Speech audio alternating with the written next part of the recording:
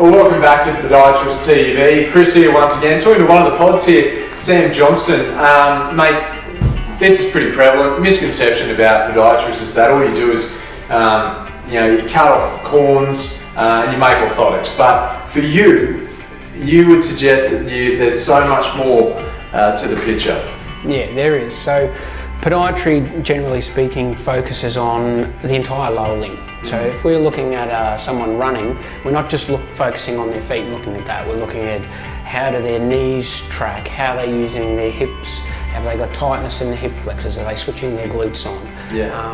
Many times we have people come in and they don't end up with orthotics. They might get advice on footwear, they might get advice on exercises, or we may actually refer them to someone else. But yeah, we often get that would just provide orthotics, but it's not the case. Because you're a big fan of, body mechanics and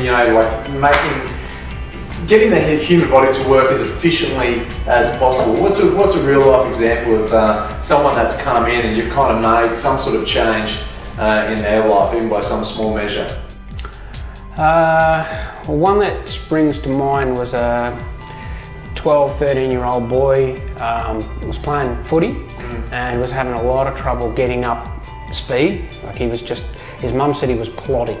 And when we looked at his feet, there wasn't too much wrong with his feet really, but we put him on the treadmill, we got him up running, and he was just really struggling to drive forwards. Sure.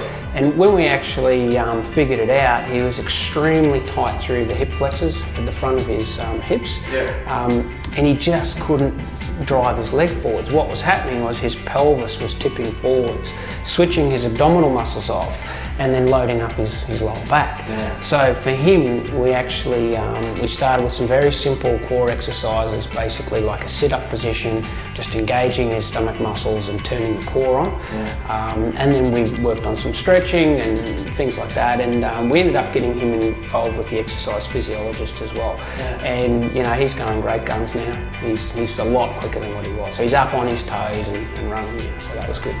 So there you go. If you're anything like me, the more you discover about what these guys do, the more your mind is just blown, as that story, which is one of many, dictates. That has been Podiatrist TV. Thanks for your time once again, mate. We'll see you next time.